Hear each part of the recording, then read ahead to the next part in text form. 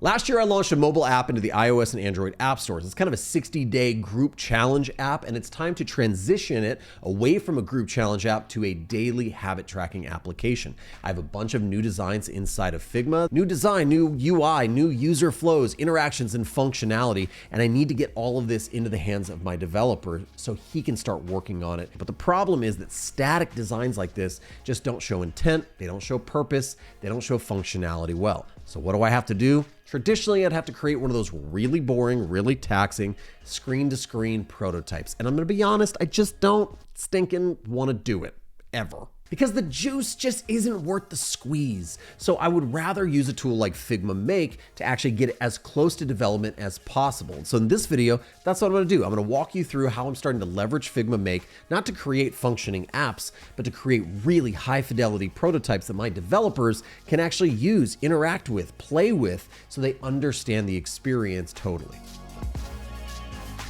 Now I can go to figma.com/make if I want to, but why would I do that when I already have a Figma file in play? I have a couple of examples of the initial screen I want to work on, and I'm going to go back into my project and I'm just going to create a new Figma Make document. Just like that, it's going to open up that Figma Make document with that prompt box available to me, and it has a couple of options. The first thing you could do is I can just start prompting directly here inside of my field. Now I don't have to offer any sort of designs. If I want it to make it for me and just kind of think through the process, we can do that. But what we can also do is attach a design or upload an image. So let me go back really quickly. I'm going to grab this habit screen, and when you click on a habit, it's going to slide up this bottom sheet. I'm going to Command or Control C both of those, and you can paste up to 3 frames in here. I just press Command V or Control V and it slaps those inside. Now, if I have a design system, I can also click here and it'll open up potential design systems that have been published and are available to me inside of my workspace or team.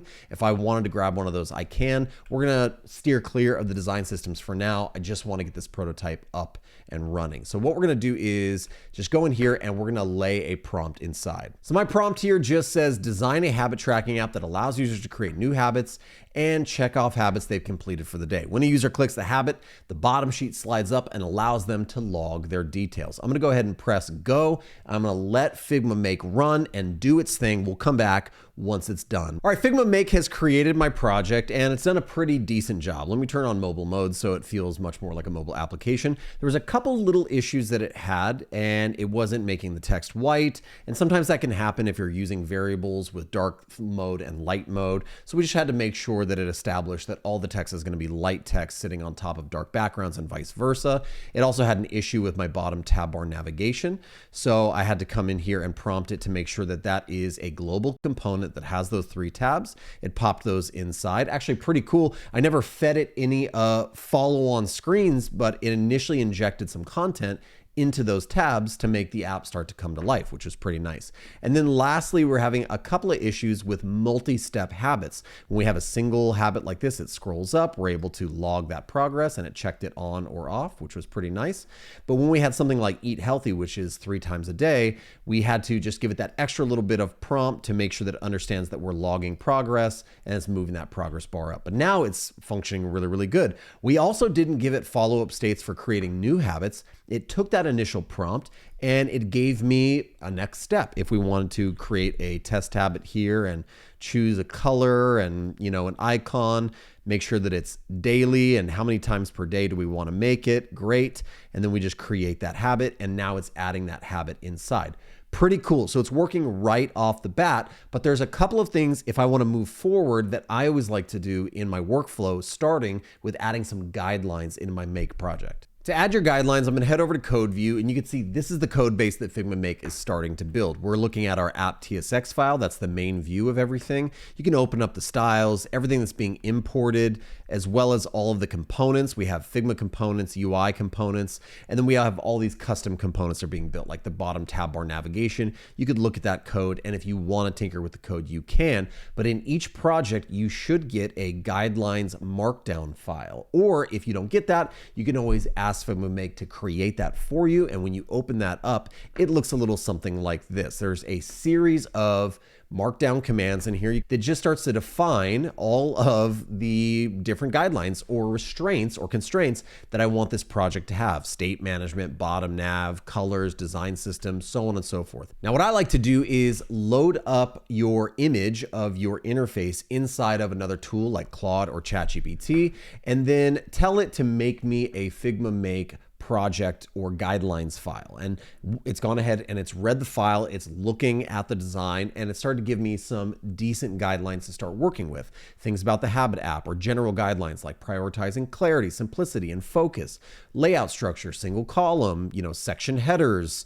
Cards should span nearly full width with consistent horizontal padding. These are just great guidelines for the color and theme and typography, everything that we can think of. We're just going to copy that information, come back over, and just wipe this out and paste our new habits inside. I can press Command S, and it's going to reformat that code for me. And now we have a series of guidelines moving forward that Figma Make will always take into consideration as it's making choices. Now we want to continue building out our application so everything starts stitching together, looking exactly like it does in our Figma design file. So to do that, I'm going to come over to my Figma file. I'm going to grab the habit creation screen, which would be that next step if somebody creates that habit. Command or Control C, bring this back. And you can see right now when we open a new habit, it's a totally different interface. It's suggested or recommended some stuff to us, but we're going to go ahead and close that out and paste our frame inside there and say, when a user creates a new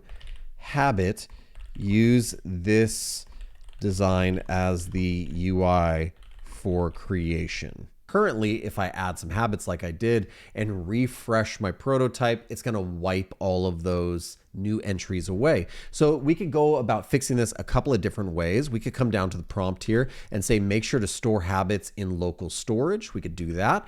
Or we could actually come up to settings and we could actually implement a Supabase integration.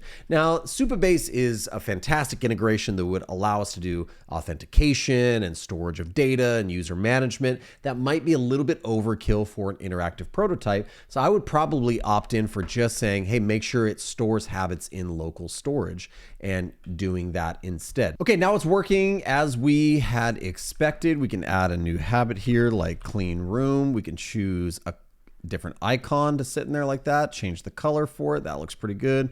Choose daily or weekly, maybe 4 times a week, and add that task, and it shows up down here. So that's feeling pretty good, logging the progress. So everything is functional, and we can continue to add new screens the way that we've been doing, but we can also start to drill down and make very specific changes. I can come down here to the left. Instead of prompting, I can actually point and edit. So I'm going to grab a specific element. For instance, why don't we grab something like these elements inside. You'll notice when I select those, I can either work here in design mode or I can jump over to prompt mode. So why don't we work first in design mode, and you can see that we have some vertical padding of 8 pixels. We can reduce that just like that.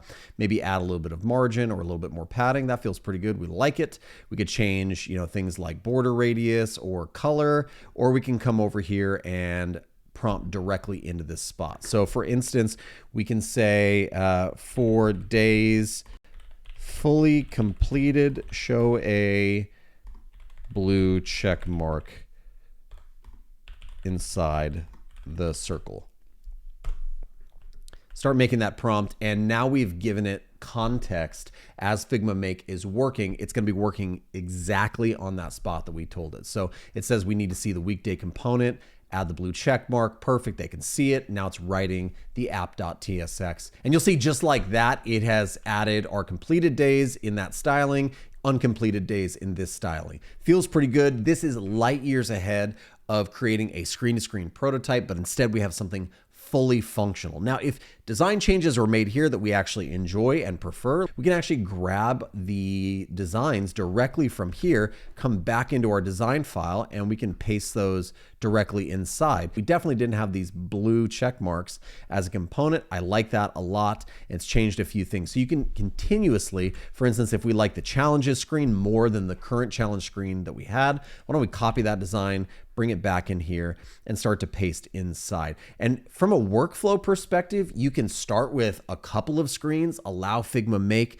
to be helping you with that design process, leveraging a design system or your guidelines file, have it build out other screens, bring those designs back in, componentize them, extend this even more by building out a design library. But the biggest thing that we could do here is we can not only share the file, we can come back into our Figma Make actual prototype here, and we can publish this so that we get a staging link. And now I can just send this staging link to my developer. He can actually open this up and experience it the way that it's supposed to be experienced, which is pretty cool. So why don't we open this up in the browser? My developer can now get all of that functionality the way that it's supposed to be shown and demonstrated here. So it looks good, it feels good, and now my developer has way more context to see how things work and feel using Figma Make. So what do you think? Are you gonna use Figma Make in your next project? And how are you gonna use it? Are you gonna speed through the design process, have Figma Make leverage your design system, or maybe just build really high functioning prototypes like this one? Let me know down in the comments. And if you enjoyed the video, make sure to leave a thumbs up, subscribe to this channel, ring the bell so you know when more content like this comes out. We'll see you in the next one.